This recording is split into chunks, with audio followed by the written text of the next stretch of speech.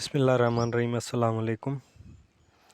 जैसा कि हमने अपनी लॉ गेट की सीरीज़ शुरू की थी जिसमें क्यूएसओ एंड कॉन्स्टिट्यूशन को हमने कंप्लीट कर दिया था। सीपीसी के भी 4 या 5 ऑर्डर्स ही रह चुके हैं जिनको हम 2 लेक्चर्स में कंप्लीट कर देंगे। उसके अलावा हमने सीआरपीसी को शुरू किया है और इसके साथ साथ हम अब कॉन्स्टिट्यूशनल हिस्ट्री को, जो कॉन्स्टिट्यूशनल केसेस हैं, उनको भी शुरू करेंगे। तो आज हमारे पास सीआरपीसी में चैप्टर 1, 5, 7 एंड 8 इनमें से जो एक्सपेक्टेड क्वेश्चंस हैं और 2-3 ऐसे हैं जो प्रीवियसली लॉ गेट में आ चुके हैं, तो उनको देखेंगे। इसमें जो सबसे इम्पॉर्टेंट है वो है चैप्टर 8। तो आइए शुरू करते हैं। ये जो टेस्ट है मैंने अपने व्हाट्सएप ग्रुप में शेयर कर दिया है। अगर आप भी हमारे ग्रुप में ऐड होना चाहते हैं तो डिस्क्रिप्शन बॉक्स में व्हाट्सएप ग्रुप की लिंक दे दी गई है, उससे ज्वाइन कर सकते हैं। तो question number 1, dash dash means allegations made orally or in writing to a magistrate. ऐसे एलिगेशंस जो orally or in writing to a magistrate को दिए गए हों तो उसे क्या कहते हैं? तो उसे कहते हैं complaint. Allegations made orally or in writing to a magistrate can be called as complaint. It is not report of police officer, not FIR। ठीक है, तो हम इसे कहते हैं कंप्लेंट। क्वेश्चन नंबर 1 का जो करेक्ट ऑप्शन है दैट इज़ ऑप्शन सी। उसके बाद क्वेश्चन नंबर 2 है dash dash means proceedings in which evidence may be legally taken on oath. तो इसका जो क्वेश्चन नंबर 2 का करेक्ट ऑप्शन है that is D, judicial proceedings. Question number 3, purpose of investigation is. अब investigation की definition नहीं पूछ रहा, उसका पर्पज़ पूछ रहा है। तो इन्वेस्टिगेशन ज़ाहिर है पुलिस कंडक्ट करती है और इसका जो पर्पज़ है वो है to collect evidence. Question number 3 का करेक्ट ऑप्शन है option D, to collect evidence. Question number 4, there are total dash dash number of sections in CrPC 565। Question number 4 का करेक्ट ऑप्शन है option D. Question number 5, any police officer और any other person making the arrest shall dash dash the body of accused. तो आप जब ये इन sections को 2-3 मरतबा पढ़ेंगे तो आपको ये जहन में बैठ जाएंगे। एक टच करेगा, कन्फाइन भी करेगा, ज़ाहिर है अरेस्ट ही कर रहा है, तो टच एंड कन्फाइन। तो क्वेश्चन नंबर 5 का करेक्ट ऑप्शन है option D, A and B.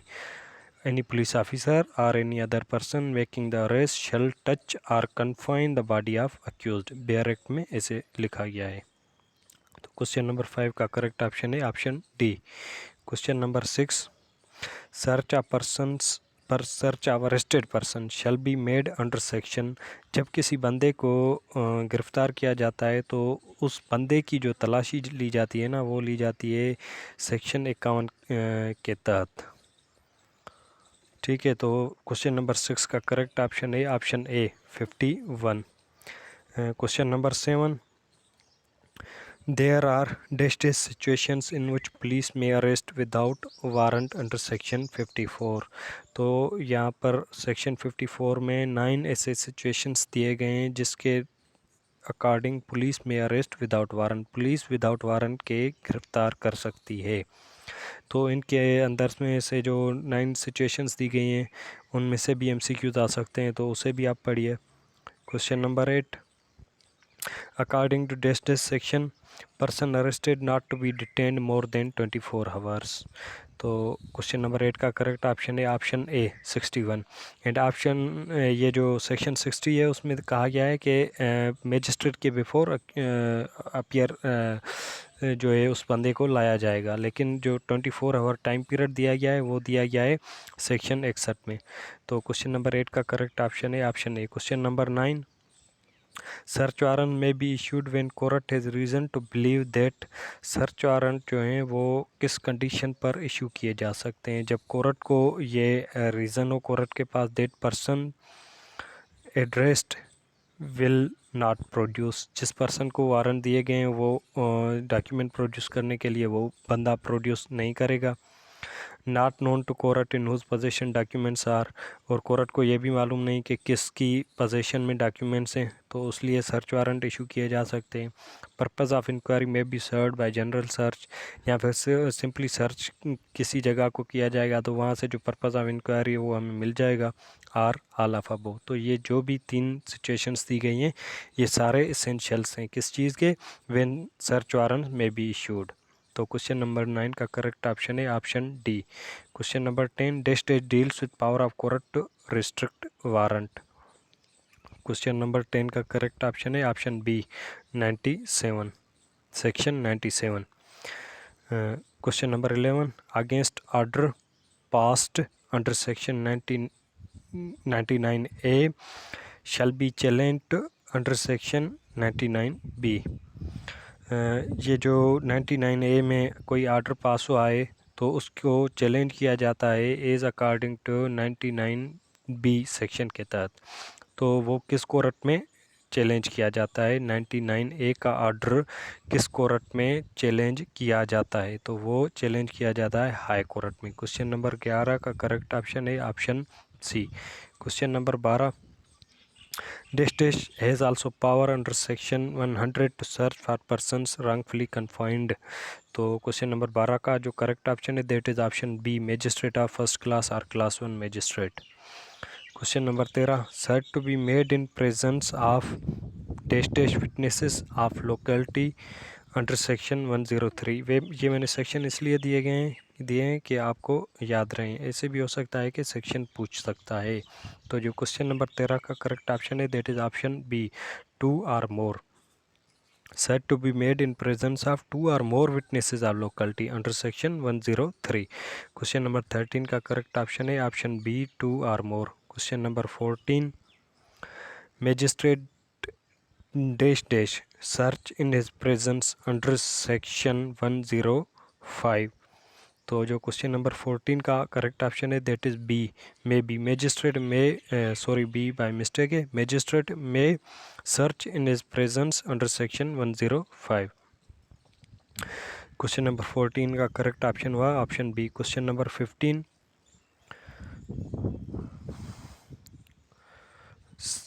Section 106 deals with dash dash. जो सेक्शन 106 है ये डील करता है security for keeping peace on conviction. तो क्वेश्चन नंबर 15 का जो करेक्ट ऑप्शन हुआ दैट इज़ ऑप्शन ए। उसके बाद क्वेश्चन नंबर 16 है, magistrate dash dash personal attendance of accused order to execute a bond for keeping peace under section 116। Magistrate may dispense with, or magistrate may not dispense with, or magistrate shall dispense with, or shall not dispense with। तो जो question number 16 का correct option है that is option A, magistrate may dispense with personal attendance of accused. Magistrate dispense कर सकता है personal attendance of accused की। तो question number 16 का करेक्ट ऑप्शन है that is option A. Question number 17, from the following which is not content of bond. ये question number 17 उसका जो करेक्ट ऑप्शन है ये ऑप्शन नीचे दिए गए हैं, D is not content of bond. तो डी क्या है, abandonment of offence will not breach of the bond. यहाँ पे कहा गया है कि जो अबेंडमेंट ऑफ ऑफेंस है वो बॉन्ड की जो कंडीशंस हैं उनको ब्रीच नहीं करेगी, तो ऐसा नहीं है। अबेटमेंट हो, कमीशन हो, या फिर जो दूसरी शराइत दी गई हों, अगर उनमें से कोई भी बंदा किसी को मिसयूज़ करता है या फिर किसी पर नहीं उतरता तो वो जो है ब्रीच ऑफ बॉन्ड होगी। तो क्वेश्चन नंबर 17 का करेक्ट ऑप्शन है option B. Question number 18, section 125 deals with A, power of magistrate issuing warrants to cancel any bond. जो सेक्शन 125 है वो किसकी पावर है, पावर ऑफ मैजिस्ट्रेट है, या फिर पावर ऑफ एग्जीक्यूटिंग मैजिस्ट्रेट है, और फिर पावर ऑफ सेशन जज है टू कैंसिल एनी बॉन्ड। तो क्वेश्चन नंबर 18 का करेक्ट ऑप्शन है option C, power of session जज to cancel any bond. Question number 19, there are dash dash total schedules in CRPC। तो क्वेश्चन नंबर 19 का correct option है option C, there are total 5 schedules in CRPC। Question number 20, application to set aside order of forfeiture shall be made within period of 2 months. तो जो question number 20 का correct option है that is option A. Hope आपने ये test अच्छे से conduct किया होगा और ऐसे ही अपनी लागत की प्रिपरेशन को कंटिन्यू रखें। अब हम दूसरा इसी वीक में, मैंने पहले भी कहा था कि एक मेगा लागत मॉक टेस्ट कंडक्ट करेंगे। जो भी हमने सिलेबस कवर किया है सिर्फ उससे 100 MCQs होंगे, उसका टाइम पीरियड होगा और बाद में उसकी की ऐसे ही डिस्कशन के साथ शेयर कर देंगे। Thank you, subscribe my channel and share.